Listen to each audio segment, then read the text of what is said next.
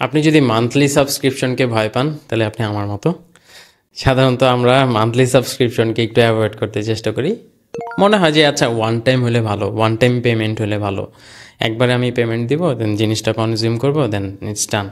প্রত্যেক মাসে মাসে পেমেন্ট দেওয়া লাগবে, এটা একটু কেমন যেন মানে ইল্লিগাল মনে হয়।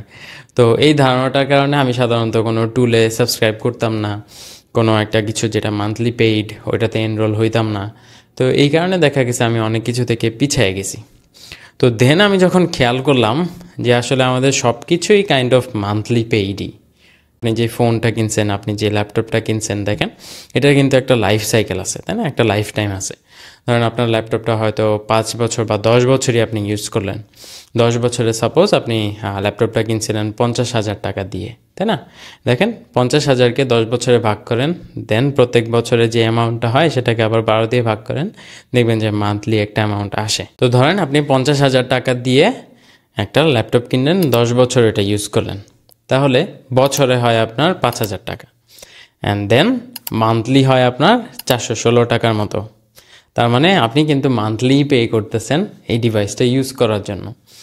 দেন same goes for any other devices, তাই না? আপনি ধরেন একটা ডিভাইস কিনে 2 বছর ইউজ করলেন, দেন আপনি সেল করে দিবেন। এটা 50,000 টাকা দিয়ে কিনে 2 বছর ইউজ করে আপনি হয়তো এটা 30,000 টাকা সেল করতে পারতেছেন।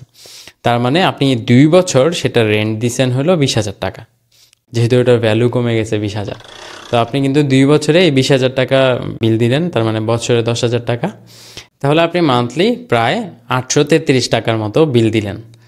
তো সেম, আমাদের কিন্তু প্রায় সব কিছুই মান্থলি পেইড। তাহলে তো এই সেম কনসেপ্টে আমি যখন খেয়াল করলাম যে আচ্ছা হ্যাঁ, majority of the thing is monthly, তাই না? দেন আমি ইনভেস্ট করা শুরু করলাম। যে টুলগুলো আমি ফ্রিতে ইউজ করতাম ওইগুলো একটু বেটার ইউজ করার জন্য আমি পেইড নেওয়া শুরু করলাম। অ্যান্ড আমার সময় বাঁচবে অথবা আমার টিমের সময় বাঁচবে এমন জিনিসগুলোতে আমি ইনভেস্ট করা শুরু করলাম। কোনো একটা ফিজিক্যাল প্রোডাক্ট যেটা আমার টিমের প্রোডাক্টিভিটি বাড়াবে, এমন কিছু হইলে আমি আর ওটা মানে ডিলে করি না, ওটা নিয়ে নেই। অ্যান্ড সেটার কারণে আমাদের প্রোডাক্টিভিটি আগের থেকে অনেক বেটার হয়েছে। তো এইভাবে একটু ভেবে দেখতে পারেন, আপনি যদি আমার মতো হয়ে থাকেন যারা মান্থলি পেইড জিনিসগুলো অ্যাভয়েড করতেন, তাহলে এইভাবে একটু ভেবে দেখেন, দেন দেখবেন যে মান্থলি পেমেন্টটা আসলে অতটাও ডিফিকাল্ট না।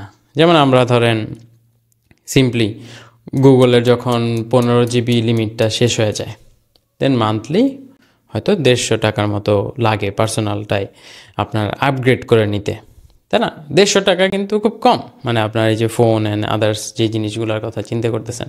বাট আমরা সেই ক্ষেত্রে কী করি, আচ্ছা আমরা গুগলের স্টোরেজ আপগ্রেড না করে, মান্থলি না পে করে আমরা একটা এসএসডি নিতে চেষ্টা করি।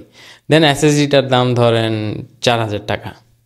4,000 টাকার এসএসডি আপনি সাপোজ 4 বছর ইউজ করতেছেন, দেন ওটা হয়তো মাঝখানে ক্র্যাশ হয়ে যেতে পারে, মাঝখানে ড্যামেজ হয়ে যেতে পারে, আপনার ডেটা লস হওয়ারও চান্স আছে, দেন ওটা রিকভারি করতে আলাদা খরচ। বাট ধরে নেই যে আপনি 4 বছর স্মুথলি ইউজ করলেন 4,000 টাকা দিয়ে, তার মানে বছরে 1,000 টাকা, তাই না? তাহলে মান্থলি কত হয়? মান্থলি প্রায় 83 টাকার মতো হয়। আপনি কিন্তু মান্থলি ওই এসএসডিটার জন্য 83 টাকা করে দিচ্ছেন, ভার্সেস আপনি হয়তো গুগলের সার্ভিসটা নিলে একটু কনভিনিয়েন্স পাইতেন। যেমন আপনি ফাইলটা যে কোনো ডিভাইস থেকে অ্যাক্সেস করতে পারতেন, ফাইলটা যে কোনো জায়গা থেকে ডাউনলোড করতে পারতেন, যেই কাউকে শেয়ার করতে বেশি সমস্যা হইতো না, জাস্ট লিঙ্কটা শেয়ার করে দিতেন। তো এই এক্সট্রা অ্যাডেড বেনিফিটসগুলোর জন্য হয়তো আপনাকে একটু প্রিমিয়াম প্রাইস পে করতে হচ্ছে, বাট জিনিসটা কিন্তু আলটিমেটলি মান্থলি।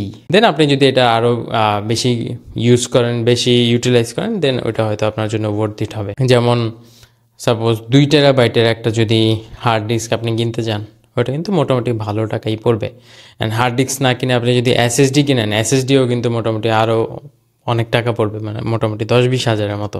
যদি আমি ধরেও নেই যে আচ্ছা 2 টেরাবাইট একটা এসএসডি আপনি 20,000 বা 15,000 টাকা দিয়ে কিনেন, সাপোজ 15,000। তো 15,000 টাকা দিয়ে কিনে ওটা আপনি কয় বছর ইউজ করবেন? সাপোজ 10 বছর। 10 বছর সাধারণত হয় না, আমি যদি ধরি 10 বছর, তাহলে আপনি বছরে 1,500 টাকা দিচ্ছেন। তো বছরে 1,500 টাকা হলে মান্থলি এই আপনি 125 টাকা দিচ্ছেন, তাই না? তো সেটা ভার্সেস আপনি যদি ডিজিটাল কোনো একটা প্ল্যাটফর্মের সার্ভিস কিনতেন, তাহলে আপনার হয়তো আরেকটু বেশি লাগতো, বাট ওই যে অ্যাডেড বেনিফিটসগুলো আসে। তো এরকমভাবে আপনি যদি চিন্তা করে দেখেন যে আপনার বাইকটা, আপনার বাড়িরও কিন্তু একটা এক্সপায়ারি ডেট আছে, আপনার ল্যাপটপের, আপনার ফোনের, যতগুলা ডিভাইস যা কিছু ইউজ করতেছেন সবগুলাই কিন্তু আলটিমেটলি ওই মান্থলি পেইডই হচ্ছে। তো এই মাইন্ডসেট থেকে যদি বের হয়ে আসেন দেখবেন যে আপনার গ্রোথটা এক্সপোনেনশিয়ালি হবে। আপনার যখন মানে একদম অপরচুনিটি সামনে আসবে তখন আপনি এটা গ্র্যাব করে নিতে পারবেন, কারণ আপনার মাইন্ডটা আনলক আছে। অনেক সময় আমরা মেন্টাল ব্লকের কারণে কোনো কিছুতে টাইম অ্যান্ড মানি ইনভেস্ট করতে চাই না, অথবা ওভার অ্যানালাইসিস করতে করতে ওই অপরচুনিটিটা চলে যায়। তো এই মাইন্ডসেটে থাকলে হয়তো যখন অপরচুনিটিটা আসবে বা যখন পারফেক্ট সময় আসবে তখন আপনি আর ইনভেস্ট করতে পিছাবেন না, আপনি হয়তো ইনভেস্টটা করে ওই অপরচুনিটিটা গ্র্যাব করে নেবেন। তো দেখা হবে নেক্সট ভিডিওতে। আল্লাহ হাফেজ।